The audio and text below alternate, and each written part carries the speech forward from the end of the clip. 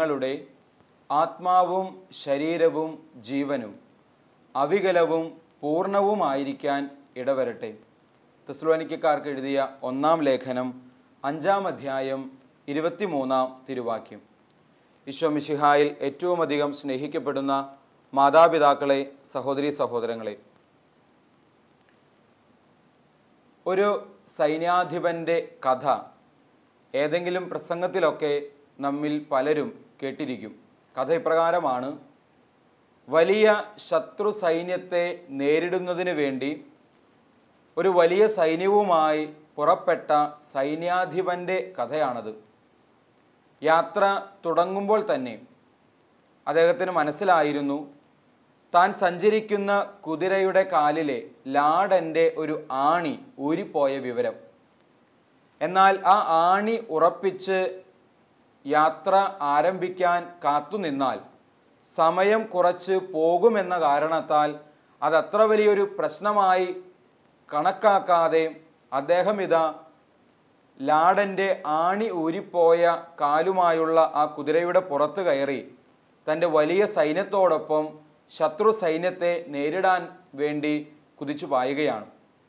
എന്നാൽ കുറേ ഓടിക്കഴിഞ്ഞപ്പോൾ പതുക്കെ പതുക്കെ കാലിൻ്റെ ലാടൻ ഇളകി കുതിര മുടന്തി നീങ്ങുവാൻ തുടങ്ങി.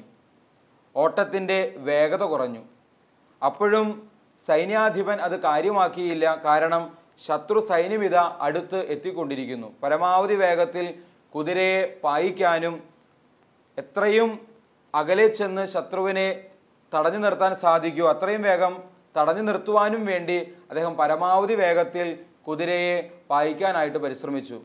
എന്നാൽ ശത്രു സൈന്യം അടുത്ത് എത്തുമ്പോഴേക്ക്, അല്ലെങ്കിൽ അദ്ദേഹത്തിൻ്റെ കുതിര ശത്രു സൈന്യത്തിൻ്റെ അടുത്ത് എത്തുമ്പോഴേക്ക് ലാടൻ പൂർണ്ണമായും കാലിൽ നിന്നും മാറിപ്പോയി കുതിര മറിഞ്ഞു വീഴുകയും ശത്രു സൈന്യം പാഞ്ഞു വന്ന് താഴെ വീണ് കിടക്കുന്ന ഈ സൈന്യാധിപനെ ബന്ധനസ്ഥനാക്കുകയും അതോടെ അദ്ദേഹത്തിൻ്റെ കൂടെയുള്ള മുഴുവൻ സൈന്യവും യുദ്ധത്തിൽ പരാജയപ്പെടുകയും ചെയ്തു. ഇങ്ങനെ ഒരു കഥ നമ്മൾ പലരും പലപ്പോഴായി പല പ്രസംഗങ്ങളിലായി കേട്ടിട്ടുണ്ടാകാം, അല്ലെങ്കിൽ പുസ്തകങ്ങളിൽ വായിച്ചിട്ടുണ്ടാകാം. കുട്ടികളെയൊക്കെ അധ്യാപകർ പഠിപ്പിക്കുന്ന പറഞ്ഞു കൊടുക്കാറുള്ള കഥകളിൽ ഒന്നാണ് ഈ കഥ. പ്രിയപ്പെട്ടവരെ, ഈ കഥയുടെ സാരാംശം എന്താണ്? ഈ കഥ കൊണ്ട് അർത്ഥമാക്കുന്നത് എന്താണ്? മറ്റൊന്നുമല്ല, ജീവിതത്തിൽ പലപ്പോഴും വലിയ തകർച്ചയ്ക്ക് കാരണമാകുന്ന ചെറിയ ചില കാരണങ്ങളുണ്ട്. വലിയ വലിയ തകർച്ചകൾക്ക് കാരണമാകുന്ന ചെറിയ ചെറിയ കാരണങ്ങളുണ്ട്. ചെറിയ കാരണങ്ങളെ കണ്ടെത്തി തിരുത്താൻ സാധിക്കുന്നില്ലെങ്കിൽ പിന്നീട് വലിയ തകർച്ചകളിലേക്ക്, നിത്യമായ നാശത്തിലേക്കൊക്കെ നമ്മളെ കൊണ്ടുചെന്ന് എത്തിച്ചേക്കാം. കുറേ നാളുകൾക്ക് മുൻപ് എൻ്റെ ഒരു സുഹൃത്തായ വൈദികൻ പറഞ്ഞൊരു സംഭവം ഓർക്കുകയാണ്. എവിടെയോ, സ്ഥലം ഞാൻ ഓർക്കുന്നില്ല, എവിടെയോ ഒരു വലിയ പാലത്തിൻ്റെ പണി നടക്കുന്നു. എന്നാൽ ആ പാലത്തിൻ്റെ പണി പുരോഗമിച്ചുകൊണ്ടിരിക്കെ ഇടയ്ക്ക് വെച്ച് പാലം പൂർണ്ണമായും തകർന്ന് ഒരു 11-12 പേര് മരണമടയുകയാണ്. പിന്നീട് അതിനെക്കുറിച്ച് എന്ത് സംഭവിച്ചു എന്നറിയാൻ വേണ്ടി അന്വേഷണ സംഘം വന്നു, അന്വേഷണം ആരംഭിച്ചു. അതിനുശേഷം അവർ കണ്ടെത്തിയ, അല്ലെങ്കിൽ അവരുടെ കണ്ടെത്തലും വെളിപ്പെടുത്തലും നമ്മളെ അത്ഭുതപ്പെടുത്തി കളയും. തീർത്തും വിചിത്രമെന്ന് തോന്നാവുന്ന ഒരു കണ്ടെത്തലാണ് അവർ വെളിപ്പെടുത്തിയത്. അതിപ്രകാരമായിരുന്നു: ഈ പാലത്തെ താങ്ങി നിർത്താൻ, അതിന് നിർമ്മാണ സമയത്ത് താങ്ങി നിർത്താൻ ഉപയോഗിക്കുന്ന വലിയ ഇരുമ്പിൻ്റെ ദണ്ടുകൾ, അത് തമ്മിൽ കൂട്ടി ഉറപ്പിക്കാൻ ചെറിയ ചെറിയ ഇരുമ്പിൻ്റെ ആണി പോലെയുള്ള ദണ്ടുകൾ അതിൻ്റെ ഇടയിൽ ഇങ്ങനെ തിരികെ വയ്ക്കും. അപ്പോൾ അതിന് കൃത്യമായൊരു അളവുണ്ട്, കൃത്യമായ ഒരു വലുപ്പമുണ്ട്, കൃത്യമായ അതിൻ്റെ കനവും തൂക്കവും ഭാരവും ഒക്കെ കൃത്യത ആവശ്യമുള്ളൊരു കാര്യമാണ്. പക്ഷേ ഒരു ആണി കാണാതെ വന്നപ്പോൾ പകരം മറ്റൊരാണി, ഏകദേശം അതിൽ കൃത്യമായിട്ട് പാകമാവുന്ന മറ്റൊരാണി ജോലി ചെയ്യുന്ന വ്യക്തി അതിനകത്തേക്ക് എടുത്തു വെച്ചു. വലിപ്പം കൊണ്ട് ഏകദേശം ഒരുപോലെയൊക്കെയാണ്, പക്ഷേ ശരിക്കും അതിൽ വയ്ക്കേണ്ട ആണിയുടെ ഭാരമോ അല്ലെങ്കിൽ ഉദ്ദേശിച്ചിരുന്ന ആണി തന്നെ ആയിരുന്നില്ല അത്. അതുകൊണ്ട് സംഭവിച്ച ദുരന്തം, ആ ദണ്ട്, ഇരുമ്പിൻ്റെ ആ വലിയ ദണ്ട് അങ്ങനെ തന്നെ തെന്നി മാറുകയും പിന്നീട് അത് മറ്റ് ദണ്ടുകൾക്ക് അതിൽ ഭാരം താങ്ങാൻ സാധിക്കാതെ ആ പാലം തന്നെ, ആ വലിയ കോൺക്രീറ്റ് പാലം തന്നെ താഴേക്ക് ഇടിഞ്ഞു വീഴുകയും അങ്ങനെ 11-12 ജോലിക്കാർ മരിക്കുകയും ചെയ്തു. ഒരു ആണി ശരിയാം വണ്ണം വെക്കേണ്ടിടത്ത് വെക്കാത്തതിൻ്റെ പേരിൽ ഒരിക്കലും ഇങ്ങനൊരു ദുരന്തം സംഭവിക്കുമെന്ന് വിചാരിച്ചിട്ടല്ല ആ ജോലിക്കാരൻ അത് ചെയ്തത്. തൽക്കാലത്തേക്ക് ഇത് മതിയാകുമെന്ന ചിന്തയിൽ അദ്ദേഹം ചെയ്ത ഒരു പ്രവൃത്തി ഇതാ 11-12 പേരുടെ മരണത്തിന് കാരണമായെന്ന്. ഞാൻ കുറച്ച് വർഷങ്ങൾക്ക് മുമ്പ് ഒരു സുഹൃത്ത് പുരോഹിതനുമായിട്ട് വാഹനത്തിൽ യാത്ര ചെയ്യുമ്പോൾ അദ്ദേഹം പറഞ്ഞ ഈ സംഭവം ഇപ്പോൾ പെട്ടെന്ന് ഓർമ്മ വന്നപ്പോൾ നിങ്ങളുടെ മുൻപിൽ പറഞ്ഞതാണ്. ഈശോയിൽ സ്നേഹമുള്ളവരെ, ഇത് നടന്നതായി പറയപ്പെടുന്നൊരു സംഭവം. നമ്മുടെയൊക്കെ ജീവിതത്തിൽ പലപ്പോഴും നമ്മൾ എത്തി നിൽക്കുന്ന വലിയ ദുരന്തങ്ങൾ അല്ലെങ്കിൽ ജീവിതത്തിൽ കടന്നു വന്നിരിക്കുന്ന ചില ദുരന്തങ്ങളുടെയൊക്കെ പുറകിലെ കാരണം തേടുമ്പോൾ നമ്മുടെ തന്നെ സ്വഭാവ പ്രത്യേകതകളുടെ ഭാഗമായി ജീവിതത്തിലേക്ക് കടന്നു വരുന്ന ദുരന്തങ്ങളുടെ കാരണം തേടുമ്പോൾ അതിൻ്റെയൊക്കെ പുറകിൽ ഒരു ചെറിയ തുടക്കം അല്ലെങ്കിൽ ഒരു ചെറിയൊരു കാരണം തീർച്ചയായിട്ടും ഉണ്ടാകാം. ദുരന്തങ്ങൾ പല വിധത്തിലുണ്ട്. നമുക്ക് നിയന്ത്രിക്കാൻ പറ്റുന്നതും നമുക്ക് നിയന്ത്രിക്കാൻ പറ്റാത്തതുമായ ദുരന്തങ്ങളുണ്ട്.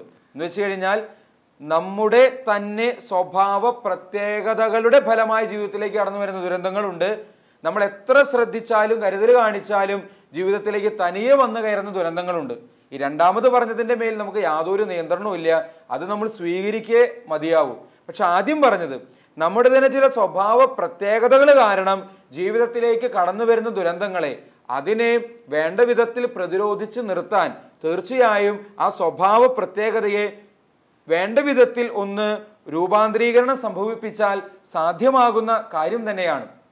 ഉദാഹരണം പറഞ്ഞു കഴിഞ്ഞാൽ, ഇപ്പോൾ ഒരു വലിയ മദ്യപാനി മദ്യപിച്ച് കുടുംബത്തിൻ്റെ സമ്പത്ത് മുഴുവൻ നശിപ്പിച്ച് വലിയൊരു കടക്കെണിയിൽ അകപ്പെടുകയും പോരാത്തതിന് വലിയ രോഗങ്ങൾ ഈ മദ്യപാനത്തിൻ്റെ ഫലമായി കടന്നു വരികയും ചെയ്തിട്ടുണ്ടെങ്കിൽ ആ ദുരന്തം അദ്ദേഹത്തിൻ്റെ ജീവിതത്തിൽ സംഭവിച്ച, അദ്ദേഹത്തിൻ്റെ കുടുംബത്തിൽ സംഭവിച്ച ഈ മഹാദുരന്തം തീർച്ചയായും അദ്ദേഹം വരുത്തിവെച്ച ദുരന്തമാണ്.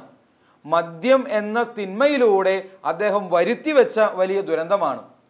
അതല്ലെങ്കിൽ പുകവലിച്ച് ക്യാൻസർ ബാധിക്കുന്ന, ശ്വാസകോശത്തിൽ ക്യാൻസർ ബാധിക്കുന്ന മാരക രോഗത്തിന് അടിമപ്പെട്ട ഒരു വ്യക്തിയെ സംബന്ധിച്ചിടത്തോളം അദ്ദേഹം സ്വയം വരുത്തിവെച്ച ദുരന്തമാണ്. ഇതാ മരണത്തിന്റെ പടിവാതിൽക്കൽ എത്തി നിൽക്കുന്ന ആ മനുഷ്യൻ മരണത്തെ ചോദിച്ചു വാങ്ങുകയാണ്. ദൈവം നൽകിയ ആയുസ് പോലും ഈ ഭൂമിയിൽ ജീവിച്ചു തീർക്കാൻ പറ്റാതെ, ദൈവം കൊടുത്ത വർഷങ്ങൾ, ദൈവം കൊടുത്ത ആയുസ് ജീവിച്ചു തീർക്കാൻ പറ്റാതെ സമയത്തിന് മുൻപേ മരണത്തിന് കീഴ്പ്പെടുന്ന ഇത്തരത്തിലുള്ള ജീവിതങ്ങളും ഉദാഹരണങ്ങളും ധാരാളമുണ്ട്. അത് ദൈവം വിളിച്ചിട്ടല്ല, സത്യത്തിലെ അവര് തന്നെ മരണം നേരത്തെ ചോദിച്ചു വാങ്ങുകയാണ്. ഈ ദുരന്തങ്ങളുടെയൊക്കെ പുറകിൽ തീർച്ചയായും ആ വ്യക്തിയുടെ തെറ്റായ പ്രവർത്തികളുടെ അനന്തര ഫലമായി കടന്നു വന്ന ദുരന്തമാണ്. ഇതുപോലെ പലപ്പോഴും നമ്മുടെ ജീവിതത്തിൽ ചില ദുരന്തങ്ങളുടെ കാരണം നമ്മുടെ തന്നെ സ്വഭാവത്തിൻ്റെ പ്രത്യേകതകളായിരിക്കും. ചില സ്വഭാവ ദൂഷ്യങ്ങൾ, ചില തഴക്ക ദോഷങ്ങൾ, ചില അടിസ്ഥാന തിന്മകൾ അത് പിന്നീട് വലിയ ദുരിതങ്ങളിലേക്ക് നമ്മളെ കൊണ്ടുചെന്ന് എത്തിക്കുമെന്നുള്ളതാണ്. ഇപ്പോൾ ഞാൻ പറഞ്ഞ 2 ഉദാഹരണങ്ങൾ എടുക്കുക.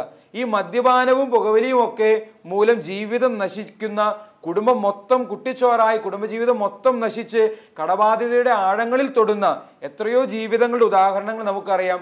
ഇവരാരെങ്കിലും ജീവിതം ഈ വിധത്തിൽ നശിപ്പിക്കണമെന്ന് ആഗ്രഹിച്ചു തുടങ്ങിയതാണോ? ഒരാളും അങ്ങനെ ആകാൻ യാതൊരു സാധ്യതയുമില്ല. തീർച്ചയായും അവരുടെ ജീവിതത്തിൽ ആദ്യമായി മദ്യപിച്ചത് ഒരുപക്ഷെ ഏതെങ്കിലും സുഹൃത്തുക്കളുടെ പ്രേരണ വഴിയോ എന്തെങ്കിലും ഒരു സാഹചര്യത്തിൽപ്പെട്ടോ അല്പം മദ്യം ഒന്ന് രുചിച്ചു നോക്കി, അല്ലെങ്കിൽ അതൊന്നൊരു കൗതുകത്തിൻ്റെ പേരിലോ അല്ലെങ്കിൽ ഒരു കൊതി കാരണമോ ഒരു ക്യൂരിയോസിറ്റി കാരണമോ ഒക്കെ അല്പം മദ്യം കൂട്ടുകാരുടെ നിർബന്ധത്തിന് വഴങ്ങിയൊക്കെ അല്പം മദ്യം കഴിച്ചു.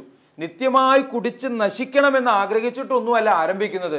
നിസ്സാരമായി തുടങ്ങിയൊരു കാര്യം പിന്നീട് പതുക്കെ വലിയ അടിമത്തത്തിലേക്ക് നീങ്ങുകയും പിന്നീട് അത് ദുരന്തത്തിൽ അവസാനിക്കുകയും ചെയ്യുന്ന സംഭവങ്ങൾ, അനുഭവങ്ങൾ, ഉദാഹരണങ്ങൾ. ഇതുപോലെ പത്രത്തിൻ്റെ താളുകളിൽ ധാരാളമായി നമ്മൾ വായിക്കാറുള്ള ദുരന്ത വാർത്തകൾ ചിലതുണ്ട്. ടി വിയിൽ വാർത്തകളിലൂടെ ആകട്ടെ, സോഷ്യൽ മീഡിയയിലൂടെ ആകട്ടെ, പത്രത്തിൽ വായിച്ചറിയുന്ന വാർത്തകളാകട്ടെ, പലപ്പോഴും പ്രേമത്തിൻ്റെ ചതിക്കുഴിയിൽപ്പെട്ട് ജീവിതം നശിച്ചു പോകുന്ന, അല്ലെങ്കിൽ ആത്മഹത്യയിൽ ജീവിതം അവസാനിക്കുന്ന, അല്ലെങ്കിൽ വലിയ ദുരന്തത്തിൽ ചെന്ന് അവസാനിക്കുന്ന എത്രയോ ജീവിതങ്ങൾ പത്രത്തിൻ്റെ താളുകളിൽ നമ്മൾ വായിച്ചറിയുന്നു. അതല്ലെങ്കിൽ ടി വിയിലൂടെ ഇത്തരത്തിലുള്ള സംഭവങ്ങൾ നമ്മൾ കേട്ടറിയുന്നു, മനസ്സിലാക്കാൻ സാധിക്കുന്നു.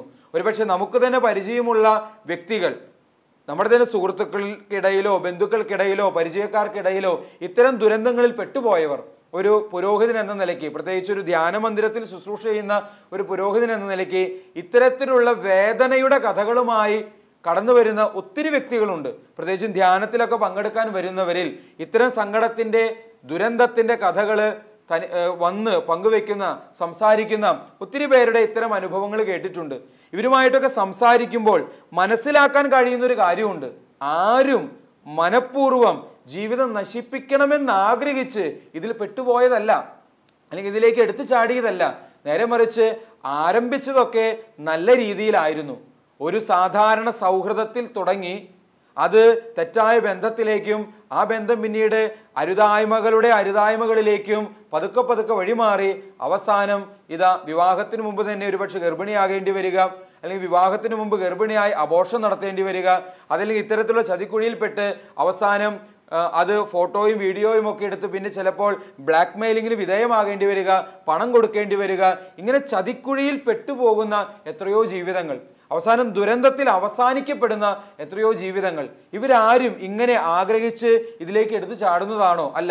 ഒരു കൊച്ചു സൗഹൃദത്തിൽ തുടങ്ങിയതാ, ഒരുപക്ഷെ ഒരു മിസ്ഡ് കോളിൽ തുടങ്ങി. അങ്ങനെയുള്ള ഒത്തിരി സംഭവങ്ങൾ കേൾക്കാൻ ഇടവന്നിട്ടുണ്ട്.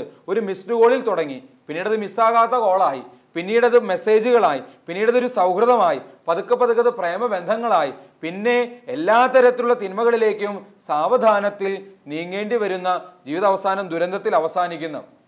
ഇതുപോലെ തന്നെ വിവാഹ ജീവിതം നയിക്കുമ്പോൾ പോലും തെറ്റായ ബന്ധങ്ങളിലേക്ക് അറിയാതെ പോകുന്നത്. ഇന്ന് വിവാഹേതര ബന്ധങ്ങൾ കൂടിക്കൂടി വരുന്ന ഒരു കാലഘട്ടത്തിലാണ് നമ്മൾ ജീവിക്കുന്നത്. പ്രത്യേകിച്ച് ഇവിടെ ധ്യാനത്തിനൊക്കെ വരുന്ന ആളുകളുമായിട്ടൊക്കെ ചിലപ്പോൾ അവർ ഒരു വലിയ സങ്കടം പറയാനുണ്ടെച്ചാൽ ഒന്ന് സംസാരിക്കണം എന്നൊക്കെ പറഞ്ഞ് കടന്നു വന്ന് അവർ പലപ്പോഴും ഇരുന്ന് സംസാരിക്കുമ്പോൾ ഇത്തരത്തിലുള്ള സംഭവങ്ങളൊക്കെ ധാരാളം കേൾക്കാൻ ഇടവരാറുണ്ട്. അത്തരം സംഭവങ്ങൾ കേൾക്കുമ്പോൾ അതിൽ നിന്ന് മനസ്സിലാകുന്നുണ്ട് വിവാഹേതര ബന്ധങ്ങൾ, വിവാഹം കഴിഞ്ഞ് സ്വന്തമായി ഒരു ഭർത്താവ് അല്ലെങ്കിൽ ഭാര്യയുണ്ട്, പക്ഷേ മറ്റ് എക്സ്ട്രാ മാരിറ്റൽ ബന്ധങ്ങളിലേക്ക് കടന്നു പോകുന്ന, വിവാഹേതര ബന്ധങ്ങളുമായി കടന്നു പോകുന്ന പല വ്യക്തികളെയും ഇന്ന് അങ്ങനെയുള്ള ബന്ധങ്ങളൊക്കെ കൂടിക്കൂടി വരികയാണ്. അവരിൽ പലരും സ്വന്തം ജീവിത പങ്കാളിയെ ചതിക്കാൻ ആഗ്രഹിച്ചതോ, സ്വന്തം ജീവിത പങ്കാളിയെ വഞ്ചിക്കാൻ ആഗ്രഹിച്ചോ, സ്വന്തം കുടുംബ ബന്ധത്തോട് സ്നേഹമില്ലാത്തത് കൊണ്ടോ ആത്മാർത്ഥതയില്ലാത്തത് കൊണ്ടോ ഒന്നുമല്ല. എന്തോ ചില ഒരു അല്പനേരത്തെ, ഒരു കുറച്ചു നേരത്തെ, അല്ലെങ്കിൽ ഒരു നിമിഷത്തെ മണ്ടത്തരം കാരണം, അല്ലെങ്കിൽ ഒരു ശ്രദ്ധയില്ലായ്മ കാരണം ഒരു ചെറിയ സൗഹൃദം, അല്ലെങ്കിൽ ഒരു ഫോൺ വിളി, ഒരു മെസ്സേജ്, അതിലൊരു തുടക്കം, ആ തുടക്കം പിന്നെ എന്തോ വലിയ കുഴപ്പത്തിലൊന്നും ചെന്ന് അവസാനിക്കുമെന്ന് കരുതിയിട്ടല്ല, വെറുതെ ഒരു താൽക്കാലിക ഒരു നേരം പോക്ക് എന്ന പോലെ തുടരുന്ന ഒരു ഫോൺ വിളികളാകാം. അത്തരത്തിലുള്ള നിർദോഷകരമെന്ന് തോന്നുന്ന ചില സൗഹൃദങ്ങൾ അവസാനം പതുക്കെ പതുക്കെ ആ തെറ്റായ ബന്ധങ്ങളിലേക്ക്, പ്രേമക്കുരുക്കുകളിലേക്ക്, പിന്നെ സ്വന്തം ജീവിത പങ്കാളിയെ തന്നെ ഉപേക്ഷിച്ച് ഒളിച്ചോടി പോകേണ്ട, സ്വന്തം മക്കളെ പോലും ഉപേക്ഷിച്ച് വിട്ടുപോകേണ്ട അവസ്ഥകളിലേക്കൊക്കെ എത്തിച്ചേരുന്ന എത്രയോ സംഭവങ്ങളും ഉദാഹരണങ്ങളും ഒക്കെ ഇന്ന് ഈ കാലഘട്ടത്തിൽ സംഭവിച്ചുകൊണ്ടിരിക്കുന്നു. ഇനി ഇതൊക്കെ കൂടുതൽ സംഭവിക്കാനുള്ള സാധ്യത ധാരാളം ഉള്ള ഒരു ലോകത്താണ് ഇപ്പോൾ നമ്മൾ ജീവിക്കുന്നത്. ഇതിൻ്റെയൊക്കെ തുടക്കം പരിശോധിക്കുമ്പോൾ പ്രത്യക്ഷത്തിൽ വലിയ കുഴപ്പമില്ല എന്ന് തോന്നുന്ന കാര്യങ്ങളിലാണ് ആരംഭിക്കുന്നത്. പ്രത്യക്ഷത്തിൽ വലിയ കുഴപ്പമില്ല എന്ന് തോന്നുന്ന കാര്യങ്ങളിൽ ആരംഭിച്ച് അവസാനം വലിയ കുഴപ്പങ്ങളിലേക്ക് ചെന്നെത്തുന്ന ജീവിത ഉദാഹരണങ്ങൾ. പിശാചിൻ്റെ ഏറ്റവും വലിയ തന്ത്രമാണ് കുഴപ്പമില്ല എന്ന് തോന്നുന്ന കാര്യങ്ങളിലൂടെ നമ്മുടെ ജീവിതത്തിലേക്ക് കടന്നു വന്ന് അവസാനം വലിയ കുഴപ്പങ്ങളിലേക്ക് നമ്മളെ കൊണ്ടുചെന്ന് എത്തിക്കുക എന്നുള്ളത്. അതിന് ഏറ്റവും നല്ല ഉദാഹരണം പിശാചിൻ്റെ രംഗപ്രവേശനം ആദ്യമായി അവതരിപ്പിക്കപ്പെടുന്നത് വിശുദ്ധ ഗ്രന്ഥത്തിൽ ഉൽപ്പത്തിയുടെ പുസ്തകത്തിൽ 3-ാം അധ്യായത്തിലാണ്. ഇതാ പിശാച് പാമ്പിൻ്റെ രൂപത്തിൽ കടന്നു വന്ന് ഹവ്വയോടൊരു ചോദ്യം ചോദിച്ച് സംഭാഷണത്തിന് തുടക്കമിടുന്നു. എന്തായിരുന്നു ആ ചോദ്യം? തോട്ടത്തിലുള്ള ഒരു വൃക്ഷത്തിൻ്റെയും പഴം കഴിക്കരുത് എന്ന് ദൈവം കൽപ്പിച്ചിട്ടുണ്ടോ? ഇതായിരുന്നു ചോദ്യം. സത്യത്തിൽ ദൈവം അങ്ങനെ കൽപ്പിച്ചിട്ടുണ്ടായിരുന്നില്ല. തോട്ടത്തിലുള്ള ഒരു വൃക്ഷത്തിൻ്റെയും പഴം കഴിക്കരുത് എന്ന് ദൈവം കൽപ്പിച്ചിട്ടില്ല. തോട്ടത്തിലുള്ള എല്ലാ വൃക്ഷങ്ങളുടെയും പഴം നിങ്ങൾക്ക് ഭക്ഷിക്കാം, എന്നാൽ തോട്ടത്തിൻ്റെ നടുവിലുള്ള വൃക്ഷത്തിൻ്റെ പഴം കഴിക്കരുത് എന്ന് മാത്രമേ ദൈവം കൽപ്പിച്ചിട്ടുണ്ടായിരുന്നുള്ളൂ. പക്ഷെ പിശാച് ചോദിക്കണത് എന്താണ്? തോട്ടത്തിലുള്ള ഒരു വൃക്ഷത്തിൻ്റെയും പഴം കഴിക്കരുത് എന്ന് ദൈവം കൽപ്പിച്ചിട്ടുണ്ടോ? സത്യത്തിൽ ദൈവം എന്താണ് കൽപ്പിച്ചിരുന്നത് എന്ന വിവരം അറിയാത്തത് കൊണ്ടാണോ പിശാച് ഇങ്ങനെ ചോദിച്ചേ? ഒരിക്കലുമല്ല. പിശാചിന് വ്യക്തമായിട്ടും അറിയാം ദൈവം എന്താണ് ആദ്യ മാതാപിതാക്കൾക്ക് കൊടുത്ത കൽപ്പനയെന്ന്. എന്നിട്ട് അത് ചോദിക്കുന്നതിന് പകരം വേറൊരു രീതിയിൽ ചോദ്യം ചോദിച്ചുവെങ്കിൽ അതിൻ്റെ പുറകിൽ തീർച്ചയായിട്ടും ഒരു കാരണം കാണും. എന്തായിരിക്കും ആ കാരണം? പിശാചിന്റെ സ്വഭാവം വെച്ച് നമുക്ക് ന്യായമായും സംശയിക്കാം, ഊഹിക്കാം. അവർക്ക് മുൻപിൽ വലിയൊരു കെണി, ഒരു തന്ത്രം എടുത്തു വെക്കുകയായിരുന്നു. എന്തായിരുന്നു ഈ കെണി അല്ലെങ്കിൽ തന്ത്രം? പ്രിയപ്പെട്ടവരെ, പിശാച് വന്ന ആരംഭത്തിൽ തന്നെ ഹവയോട് പറയുകയാണ്, മോളെ ഹവ, തോട്ടത്തിന്റെ നടുവിലൊരു വൃക്ഷമില്ലേ, അതിന്റെ പഴം കഴിക്കരുത് എന്നല്ലേ ദൈവം പറഞ്ഞിരിക്കുന്നത്? ഒരു പേടിയും പേടിക്കണ്ട, ധൈര്യമായിട്ട് കഴിച്ചോ എന്ന് ആദ്യം തന്നെ, ആരംഭത്തിൽ തന്നെ, തുടക്കത്തിൽ തന്നെ പറഞ്ഞിരുന്നുവെങ്കിൽ നമുക്ക് എന്ത് തോന്നുന്നു? ശരിക്കും ഹവ അത് കഴിക്കുമായിരുന്നു? ഹവ അത് കഴിക്കാൻ സാധ്യതയില്ല. ഇത് മറ്റാരേക്കാളും നന്നായി അറിയാവുന്ന സാത്താൻ, പിശാച്, ഇതാ ഒരു ചോദ്യം ചോദിച്ചൊരു സംഭാഷണത്തിന് തുടക്കമിട്ടു. പ്രത്യക്ഷത്തിൽ നിരുപദ്രവകരം എന്ന് വെച്ച് കഴിഞ്ഞാൽ യാതൊരു പ്രശ്നവും ഇല്ല എന്ന് തോന്നുന്ന നിഷ്കളങ്കമായ ഒരു ചോദ്യം, അറിയാത്തൊരു കാര്യം അറിയാൻ വേണ്ടി ചോദിക്കുന്നത് പോലെ നിഷ്കളങ്കമായ ഒരു ചോദ്യം. അതാണ് ആ ചോദ്യം കേൾക്കുമ്പോൾ ആരംഭത്തിൽ നമുക്ക് തോന്നുക. പക്ഷെ പ്രിയപ്പെട്ടവരെ, കുഴപ്പമില്ല എന്ന് തോന്നുന്ന ആ ചോദ്യത്തിൽ ഒരുപാട് കുഴപ്പങ്ങൾ പിശാച് ഒളിപ്പിച്ചു വെച്ചിരുന്നു. കുഴപ്പമില്ല എന്ന് തോന്നുന്ന ആ ചോദ്യത്തിൽ ഒരുപാട് കുഴപ്പങ്ങൾ പിശാച് ഒളിപ്പിച്ചു വെച്ചിരുന്നു. നമ്മുടെയൊക്കെ ജീവിതത്തിൽ നമുക്കറിയാം, ഈ ഹവയുടെയും ആദത്തിന്റെയും കാര്യം എടുത്ത് ചിന്തിക്കുമ്പോൾ അവിടെ നിന്നായിരുന്നു തുടക്കം. ആ ഒരൊറ്റ ചോദ്യത്തിൽ നിന്നായിരുന്നു തുടക്കം. പിന്നെ അവസാനിക്കുന്നത് എത്രയോ വലിയ ദുരന്തത്തിലായിരുന്നു. പർദീസായുടെ ആനന്ദവും സന്തോഷവും സമാധാനവും എല്ലാം നഷ്ടപ്പെട്ട് തീരാത്ത ദുരന്തത്തിലേക്കും തോരാത്ത ദുരിതങ്ങളിലേക്കും കണ്ണുനീരിലേക്കും ഈ ആദ്യ മാതാപിതാക്കളും മനുഷ്യവംശം മുഴുവനും അധപതിച്ചുവെങ്കിൽ അതിൻ്റെ കാരണം നിഷ്കളങ്കമെന്ന് തോന്നുന്ന, പ്രശ്നമില്ല എന്ന് തോന്നുന്ന ഒരു കൊച്ചു ചോദ്യത്തിൽ ആരംഭിച്ചതാ, ഒരു കൊച്ചു സംഭാഷണത്തിൽ ആരംഭിച്ചതാ. അതാണ് അവസാനം ഈ മഹാദുരന്തത്തിൽ ചെന്ന് പതിക്കുന്നത്. പലപ്പോഴും ജീവിതത്തിലേക്ക് തിന്മ കടന്നു വരുന്നതും ഇങ്ങനെ തന്നെയാണ്. ഒറ്റ നോട്ടത്തിൽ കുഴപ്പമില്ല എന്ന് തോന്നുന്ന കാര്യത്തിൽ ആരംഭിച്ച് വലിയ കുഴപ്പങ്ങളിലേക്ക് നമ്മളെ കൊണ്ടുചെന്നെത്തിക്കാൻ സാധിക്കുന്ന പിശാചിന്റെ കുടിലതന്ത്രം. ഒരിക്കൽ ധ്യാനത്തിൽ പങ്കെടുത്ത്, ഇവിടെ നടക്കുന്ന താമസിച്ചുള്ള ധ്യാനം എല്ലാ മാസവും 2ാമത്തെ ഞായർ മുതൽ വെള്ളി വരെ ഇവിടെ ഈ ധ്യാന മന്ദിരത്തിൽ നടക്കുന്ന താമസിച്ചുള്ള ധ്യാനത്തിൽ പങ്കെടുത്ത് വലിയ തീരുമാനങ്ങളൊക്കെ എടുത്ത് പോയൊരു ചെറുപ്പക്കാരൻ ഒരു 3-4 മാസം കഴിഞ്ഞപ്പോൾ ഒരിക്കൽ കൂടെ കാണാനായിട്ട് വന്നു, പ്രാർത്ഥിക്കാൻ വേണ്ടി വന്നു. അവൻ വന്നിട്ട് പറഞ്ഞ കാര്യം ഇതാണ്: ധ്യാനമൊക്കെ നല്ല അനുഭവമായിരുന്നു, ഉറച്ച തീരുമാനങ്ങൾ എടുത്താണ് ഇവിടെ നിന്ന് പോയത്, എനിക്കൊരു വലിയ ബലഹീനതയുണ്ടായിരുന്നു. ബലഹീനത മറ്റൊന്നുമല്ല, ബ്ലൂ ഫിലിം കണ്ട് സ്വയംഭോഗം ചെയ്യുന്ന ഒരു ദുശീലം എനിക്കുണ്ടായിരുന്നു. ഞാൻ ഈ ധ്യാനത്തിൽ എനിക്ക് നല്ലൊരു ദൈവാനുഭവം കിട്ടി. ഞാൻ ഉറച്ച തീരുമാനമെടുത്തു, ഇനി ഒരിക്കലും ഞാൻ ബ്ലൂ ഫിലിം കാണില്ല, സ്വയംഭോഗം ചെയ്യില്ല എന്ന ഉറച്ച തീരുമാനമെടുത്തു. അങ്ങനെ ഞാൻ വീട്ടിലേക്ക് പോയത്. ആദ്യ ആഴ്ചകളിൽ മാസങ്ങളിലൊന്നും കുഴപ്പങ്ങളൊന്നും ഉണ്ടായിരുന്നില്ല. എന്നാൽ ഞാൻ പിന്നെ സാധാരണ എൻ്റെ പഠനാവശ്യത്തിനും ജോലി ആവശ്യത്തിനൊക്കെ വേണ്ടി ഇൻ്റർനെറ്റ് എനിക്ക് ഉപയോഗിക്കേണ്ടത് അത്യാവശ്യമാണ്. അതുകൊണ്ട് ഞാൻ ഇൻ്റർനെറ്റ് സാധാരണ ഉപയോഗിക്കാറുണ്ട്. അങ്ങനെ ഉപയോഗിക്കുന്നതിൻ്റെ ഭാഗമായി ഒരു തിന്മയുടെ ലക്ഷ്യവും എനിക്ക് ഉണ്ടായിരുന്നില്ല. സാധാരണഗതിയിൽ എൻ്റെ ജോലിയുടെയും പഠനത്തിൻ്റെയും ഒക്കെ ഭാഗമായി ഞാൻ ഇൻ്റർനെറ്റ് ഉപയോഗിക്കാൻ വേണ്ടി ഇൻ്റർനെറ്റ് ഒരു ദിവസം ഈ ധ്യാനം കഴിഞ്ഞു പോയൊരു 1-2 മാസങ്ങൾ കഴിഞ്ഞപ്പോൾ ഒന്ന് ഓപ്പൺ ചെയ്തതാണ്. അങ്ങനെ ഓപ്പൺ ചെയ്തപ്പോൾ അതിൽ അല്പസ്വല്പം ഇക്കിളിപ്പെടുത്തുന്ന തരത്തിലുള്ള ഒരു ചെറിയ പിക്ചർ കാണാൻ ഇടവന്നു. ആ നെറ്റിൽ അതിൽ കാണാൻ ഇടവന്നു. ഞാനത് സെർച്ച് ചെയ്തതോ അത് കാണാൻ വേണ്ടി പരിശ്രമിച്ചതോ ഒന്നുമല്ല. അല്പസ്വല്പം വികാര ഉത്തേജനം ഉണ്ടാക്കുന്ന ഒരു ചിത്രം അതിൽ കാണാനായിട്ട് ഇടവന്നു. അത് കണ്ടപ്പോൾ ഞാൻ പെട്ടെന്ന് അത് കുറച്ചു നേരം കണ്ട് ആസ്വദിച്ചു. അത് അറിയാതെ അതിൽ ക്ലിക്ക് ചെയ്തു. അപ്പോൾ അത് അടുത്ത കളിലേക്ക് പതുക്കെ മാറിപ്പോയി. മാത്രമല്ല അത് പിന്നീട് കുറച്ചും കൂടെ ഈ ഇത്തരത്തിൽ വൈകാരികമായ ഒരു ലൈംഗികമായ ഒരു ഉത്തേജനം നൽകുന്ന വിധത്തിലുള്ള കാഴ്ചകളിലേക്ക് പിന്നീട് മാറി.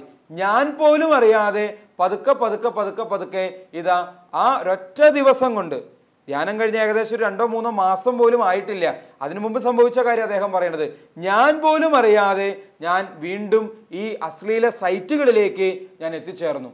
ഞാൻ അത് കാണാൻ വേണ്ടിയിട്ട് കമ്പ്യൂട്ടർ ഓപ്പൺ ചെയ്തതല്ല, ഞാൻ അത് കാണാൻ വേണ്ടിയിട്ട് ഇൻ്റർനെറ്റിലേക്ക് പ്രവേശിച്ചതല്ല, ഞാൻ എൻ്റെ പഠനാവശ്യത്തിനും ജോലി ആവശ്യത്തിനും വേണ്ടി ചെയ്തതാണ്. പക്ഷേ അതിൽ കടന്നു വന്നൊരു പിക്ചർ പെട്ടെന്ന് കണ്ടൊരു ക്യൂരിയോസിറ്റി ഉണ്ടെന്ന് ക്ലിക്ക് ചെയ്തപ്പോൾ പിന്നീട് പതുക്കെ ഇതാ ഞാൻ വീണ്ടും അശ്ലീല സൈറ്റുകളിലേക്ക് പോകാനും വീണ്ടും ബ്ലൂ ഫിലിം കാണാനും വീണ്ടും സ്വയംഭോഗത്തിലേക്ക് പോകാൻ ഇടവന്നെന്നും പറഞ്ഞ് ആകെ സങ്കടപ്പെട്ട് വിഷമിച്ച് വീണ്ടും ഒന്ന് പ്രാർത്ഥിക്കണം അച്ഛാ എന്നും പറഞ്ഞിട്ട് കാണാൻ വേണ്ടി വന്ന കാര്യം ഓർക്കുകയാണ്. ഈ ചെറുപ്പക്കാരൻ തിന്മ ചെയ്യാൻ, പഴയ തിന്മയിലേക്ക് പോകാൻ ഒട്ടും ആഗ്രഹിച്ചിട്ടില്ല. എന്നാൽ അദ്ദേഹത്തിൻ്റെ ജീവിതത്തിൽ കുഴപ്പമില്ല എന്ന് തോന്നുന്ന കാര്യത്തിലൂടെ ആരംഭിച്ച് അവസാനം വലിയ കുഴപ്പത്തിലേക്ക് പിശാച് അവനെ കൊണ്ടുചെന്നെത്തിക്കാൻ സാധിച്ചു. നമ്മുടെ ജീവിതത്തിൽ പലപ്പോഴും തകർച്ചകൾ കടന്നു വരുന്നത്, വലിയ ദുരന്തങ്ങൾ കടന്നു വരുന്നത് പെട്ടെന്നൊരു സുപ്രഭാതത്തിൽ ദുരന്തങ്ങളിൽ പോയി വീഴുന്നതല്ല, ചെറിയ കാര്യങ്ങളിൽ ആരംഭിച്ച്, കൊച്ചു കാര്യങ്ങളിൽ ആരംഭിച്ച്, പ്രത്യക്ഷത്തിൽ കുഴപ്പമില്ല എന്ന് തോന്നുന്ന കാര്യങ്ങളിൽ ആരംഭിച്ച് വലിയ കുഴപ്പങ്ങളിലേക്ക്, വലിയ ദുരന്തങ്ങളിലേക്ക്, വലിയ അപകടങ്ങളിലേക്ക് നമ്മളെ കൊണ്ടുചെന്ന് എത്തിക്കാൻ മാത്രം തന്ത്രശാലിയാണ് പിശാച് എന്നുള്ള യാഥാർത്ഥ്യത്തെ തിരിച്ചറിയുക. അപ്പം അതിന് മാർഗം ഇതാണ്. ഒന്ന്, ഈശോയോട് ചേർന്ന് നിന്ന് കൗദാശിക ജീവിതം നയിച്ച്, പ്രത്യേകിച്ച് നമ്മുടെ വ്യക്തിപരമായ ബലഹീനതകൾ നമുക്ക് കുറേയൊക്കെ അറിയാം, ആ ബലഹീനതകളെ കണ്ടെത്തി പ്രാർത്ഥനാപൂർവം അതിനെ തിരുത്തുവാനായിട്ട് പരിശ്രമിക്കുക, പ്രാർത്ഥനാപൂർവ്വം അതിനെ അതിജീവിക്കാനായിട്ട് പരിശ്രമിക്കുക. ലോകം മുഴുവനും ഏറെ പ്രസിദ്ധി ആർജിച്ചിട്ടുള്ള നാടകങ്ങളാണ് ഷേക്സ്പിയർ നാടകങ്ങൾ. ഈ ഷേക്സ്പിയർ നാടകങ്ങൾ കേവലം ഒരു നാടകം എന്നതിനപ്പുറത്ത് നല്ല സന്ദേശങ്ങളും ആശയങ്ങളും ഒക്കെ പലപ്പോഴും പ്രദാനം ചെയ്യാറുണ്ട്. പ്രത്യേകിച്ച് അദ്ദേഹത്തിൻ്റെ നാടകത്തിൻ്റെ പ്രത്യേകത എല്ലാം ട്രാജഡി, ദുരന്തപര്യാവസായിയായ നാടകങ്ങളാണ് അദ്ദേഹത്തിൻ്റേത്. മിക്കവാറും നാടകങ്ങളിലൊക്കെ നായകൻ തന്നെയായിരിക്കും വില്ലൻ കഥാപാത്രമായി. എന്ന് വെച്ച് കഴിഞ്ഞാൽ ആ നാടകത്തിലെ പ്രധാന കഥാപാത്രങ്ങൾ, പ്രധാന റോളുകൾ അഭിനയിക്കുന്നവർ വില്ലൻ കഥാപാത്രങ്ങളായിരിക്കും. അങ്ങനെയാണ് മിക്കവാറും അദ്ദേഹത്തിൻ്റെ നാടകങ്ങളുടെ പ്രത്യേകത. ഈ നാടകങ്ങൾ ദുരന്തത്തിൽ അവസാനിക്കുന്ന ഒരു കഥാപാത്രത്തിൻ്റെ ജീവിതം നമുക്ക് മുൻപിൽ അവതരിപ്പിക്കുന്ന നാടകങ്ങൾ. ഓരോ നാടകങ്ങളും എടുത്ത് പരിശോധിക്കുക. ഓരോ നാടകങ്ങളും ആ നാടകത്തിലെ കേന്ദ്ര കഥാപാത്രത്തിൻ്റെ നാശത്തിന് കാരണമാകുന്ന ഒരു പർട്ടിക്കുലർ തിന്മ അവിടെ അവതരിപ്പിക്കപ്പെടുന്നുണ്ട്. ഉദാഹരണമായിട്ട് ഒഥല്ലോ എന്ന നാടകം, അതിലെ കേന്ദ്ര കഥാപാത്രം അവസാനം വലിയ ദുരന്തത്തിൽ എത്തിച്ചേരുന്നത് സംശയപ്രകൃതി എന്ന ഒറ്റ കാരണത്താലാണ്. സംശയപ്രകൃതി എന്ന ഒറ്റ കാരണത്താൽ ജീവിതം ദുരന്തത്തിൽ അവസാനിക്കുന്ന കഥാപാത്രം ഒഥല്ലോ എന്ന നാടകത്തിൻ്റെ കേന്ദ്ര കഥാപാത്രം. ഇതുപോലെ കിങ് ലിയർ എന്ന ഷേക്സ്പിയർ നാടകം, അതിലെ കഥാപാത്രത്തിൻ്റെ ദുരന്തത്തിന് കാരണമാകുന്നത് ചിന്താരാഹിത്യമാണ്. ഇതുപോലെ മാക്ബത്ത് എന്ന നാടകം, അതിലെ കഥാപാത്രത്തിൻ്റെ ദുരന്തത്തിന് കാരണമാകുന്നത് അധികാരമോഹമാണ്. രാജാവിൻ്റെ തൊട്ടു താഴെ വരെ സ്ഥാനമുണ്ടായിരുന്ന, എന്തുകൊണ്ടും എല്ലാവരാലും അംഗീകരിക്കപ്പെട്ടിരുന്ന മാക്ബത്ത് എന്ന കഥാപാത്രം രാജാവിനെ പോലും വധിച്ച് അവിടെ രാജാവായി തീരാനുള്ള അധികാരമോഹം മനസ്സിൽ ഉടലെടുത്തപ്പോൾ അത് പിന്നീട് ദുരന്തങ്ങളുടെ ഒരു തോരാത്ത മഴയായി അദ്ദേഹത്തിൻ്റെ ജീവിതത്തിൽ അവസാനം മരണത്തിൽ അവസാനിക്കുന്ന കാര്യമാണ് ആ നാടകത്തിൽ കാണാൻ സാധിക്കുക. അതുപോലെ ക്ലിയോപാട്ര എന്ന നാടകത്തിൽ ജഡികാസക്തി എന്ന തിന്മ പിന്നീട് ദുരന്തമായിട്ട് മാറുന്ന കാഴ്ച നമ്മൾ കാണുന്നു. ജൂലിയസ് സീസർ എന്ന നാടകം അഹങ്കാരം എന്ന കാരണത്താൽ, അഹങ്കാരം എന്ന തിന്മ കേന്ദ്ര കഥാപാത്രത്തെ തകർത്ത് കളയുന്നു. പ്രിയപ്പെട്ടവരെ, ഷേക്സ്പിയർ നാടകങ്ങളുടെ ഒക്കെ പ്രത്യേകതയാണ് കേന്ദ്ര കഥാപാത്രത്തിൻ്റെ ഒരു വലിയ ബലഹീനത പിന്നീട് വലിയ ദുരന്തമായിട്ട്, ഒരു ബലഹീനത, ഒറ്റ ബലഹീനത, ആ ബലഹീനത പിന്നെ ജീവിതത്തിൻ്റെ സർവനാശമായിട്ട് മാറുന്ന കാഴ്ചയാണ് കാണുന്നത്. നാടകങ്ങളിൽ നമുക്ക് തിരിച്ചു വരാം. ബൈബിളിലേക്ക് നോക്കിയാൽ മതി. ബൈബിളിലെ പുതിയ നിയമമാകട്ടെ പഴയ നിയമമാകട്ടെ കഥാപാത്രങ്ങൾ നോക്കിക്കോ. പരാജയപ്പെട്ട കഥാപാത്രങ്ങളുടെ പരാജയത്തിൻ്റെ പുറകിൽ ഒരു കാരണമുണ്ട്. മിക്കവാറും കേസിലൊക്കെ ഒരു കാരണം നമുക്ക് കണ്ടെത്താനായിട്ട് സാധിക്കും. ഉദാഹരണത്തിന് ആദ്യ മാതാപിതാക്കൾക്ക് സംഭവിച്ചത് എന്താ? വിവേകമില്ലായ്മ. പ്രത്യേകിച്ച് ദൈവത്തിലുള്ള വിശ്വാസത്തെക്കാൾ പിശാച് വെച്ച് നീട്ടിയ കെണിയെ തിരിച്ചറിയാനുള്ള, പിശാചിൻ്റെ കെണിയെ തിരിച്ചറിയാനുള്ള വിവേകമില്ലായ്മ. ഇതുപോലെ തന്നെ കായേൻ്റെ കാര്യത്തിൽ സംഭവിക്കുന്നത്, കായേൻ്റെയും സാവൂളിൻ്റെയും, പഴയ നിയമത്തിൽ ദാവീദിന് മുമ്പ് രാജാവായിരുന്ന സാവൂളിൻ്റെയും ഒക്കെ തകർച്ചയുടെ കാരണം അസൂയയാണ്. കായേന് സ്വന്തം സഹോദരൻ ആബേലിനോടുള്ള അസൂയ, സാവൂളിന് ദാവീദിനോടുള്ള അസൂയ അവരുടെ തന്നെ നാശത്തിന് കാരണമായിട്ട് മാറുന്നു. ഇതുപോലെ തന്നെ ലോത്തിൻ്റെയും, പഴയ നിയമത്തിലെ ലോത്തിൻ്റെയും പുതിയ നിയമത്തിലെ യൂദാസ്കറിയാത്തയുടെയും തകർച്ചയുടെയും ദുരന്തത്തിൻ്റെയും കാരണം അവരുടെ ദ്രവ്യാസക്തിയായിരുന്നു. ഇതുപോലെ ദാവീദ്, സാംസൺ, സോളമൻ തുടങ്ങിയ കഥാപാത്രങ്ങളുടെ തകർച്ചയ്ക്ക് കാരണം അവരുടെ ജഡികാസക്തി ആയിരുന്നു. ഇങ്ങനെ ബൈബിളിലെ ഉടനീളം കണ്ടുമുട്ടുന്ന കഥാപാത്രങ്ങളെ പരിശോധിക്കുക. അവരുടെയൊക്കെ ജീവിതത്തിൽ ഇങ്ങനെ തകർക്കപ്പെട്ട, പരാജയപ്പെട്ട കഥാപാത്രങ്ങളിലൊക്കെ തകർച്ചയ്ക്ക് കാരണമാകുന്ന ചില പർട്ടിക്കുലർ ഘടകങ്ങളുണ്ട്. അതാണ് അവരെ നിത്യനാശത്തിലേക്ക് അല്ലെങ്കിൽ തകർച്ചയിലേക്ക്. എന്നാൽ അങ്ങനെ തകർന്നിട്ട് വീണ്ടും ഉയർത്തെഴുന്നേറ്റ കഥാപാത്രങ്ങളും ഉണ്ട്. എന്നാൽ തകർച്ചയ്ക്ക് കാരണമാകുന്ന ഓരോരോ ചെറിയ മേഖലകൾ, ചില കാരണങ്ങൾ. അപ്പോൾ പ്രിയപ്പെട്ടവരെ, നമ്മുടെ ജീവിതത്തിലുമുണ്ട് ഇതുപോലെ ഒരുപക്ഷെ നമ്മളുടെ ജീവിതം മുഴുവനും തകർത്തേക്കാവുന്ന ചില കാരണങ്ങൾ, ചില പ്രശ്നങ്ങൾ. ഒരുപക്ഷെ ഒരു തഴക്ക ദോഷമാകാം, ഒരു ദുശീലമാകാം, ഒരു കുഞ്ഞു കാര്യമാകാം. ഓർക്കുക, കൊച്ചു കാര്യങ്ങളിലൂടെ കടന്നു വന്ന് വലിയ ദുരന്തങ്ങളിലേക്ക് നമ്മൾ കൊണ്ടുചെന്നെത്തിക്കാൻ തിന്മയുടെ ശക്തിക്ക് സാധ്യമാണ്. അപ്പോൾ അതുണ്ടാകാതിരിക്കാൻ നമ്മുടെ കുറവുകൾ, ബലഹീനതകൾ, മനുഷ്യരാണ്, നമുക്കൊക്കെ ബലഹീനതകളുണ്ട്, കുറവുകളുണ്ട്. അത് തിന്മയുടേതായ മേഖലകളാണെങ്കിൽ നിരന്തരം അത് പ്രാർത്ഥനയുടെ വിഷയമാക്കുക, നിരന്തരം അത് ആത്മപരിശോധനയുടെ വിഷയമാക്കുക, ഈശോയിൽ പൂർണ്ണമായിട്ടും ആശ്രയിക്കുക, സമർപ്പിക്കുക. സമ്പൂർണമായ ദൈവാശ്രയത്വത്തിലൂടെ, പ്രാർത്ഥനയിലൂടെ ആ തിന്മയെ അതിജീവിച്ച് വിശുദ്ധിയിൽ മുന്നേറാനായിട്ട് പരിശ്രമിക്കുക. നമ്മുടെ കുറവുകൾ നമ്മളെ ആകുലപ്പെടുത്തുന്നതിനേക്കാളും ഉപരിയായി അത് ദൈവാശ്രയത്വത്തിനുള്ള വഴിയാക്കി മാറ്റുക. നമ്മുടെ ബലഹീനതകൾ എന്തുമാകട്ടെ, നമ്മുടെ കുറവുകളെക്കുറിച്ച് കർത്താവ്, എനിക്കെൻ്റെ കുറവുണ്ട്, അതുകൊണ്ട് തന്നെ കർത്താവിൽ കൂടുതൽ ആശ്രയിക്കാൻ അതിനൊരു കാരണമാക്കി മാറ്റുക. അപ്പോൾ ജീവിതത്തെ നമുക്ക് ആത്മീയമായി ക്രമപ്പെടുത്താൻ സാധിക്കും. അതിന് സർവശക്തനായ ദൈവം നമ്മെ ഓരോരുത്തരെയും സമൃദ്ധമായി അനുഗ്രഹിക്കട്ടെ എന്ന് പ്രാർത്ഥിക്കുന്നു. പിതാവിൻ്റെയും പുത്രൻ്റെയും പരിശുദ്ധാത്മാവിൻ്റെയും നാമത്തിൽ ആമേൻ.